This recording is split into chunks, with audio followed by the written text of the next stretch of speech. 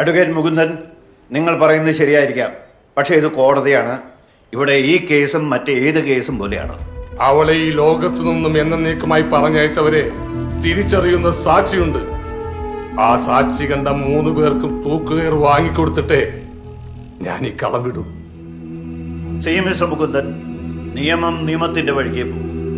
ഇവിടെ തൂക്കുകയറ് വാങ്ങിക്കൊടുക്കാനല്ല കോടതികൾ. പിന്നെ എന്തിനാണ് ഈ നാട്ടിൽ കോടതികൾ? I can understand your feelings. But ഇത്തരം കേസുകളിൽ അപൂർവങ്ങളിൽ അപൂർവമായ കേസിന് മാത്രമേ തൂക്കുകയർ വിധിക്കാൻ കോടതിക്ക് അധികാരമുള്ളൂ. മനസ്സിലായില്ലേ?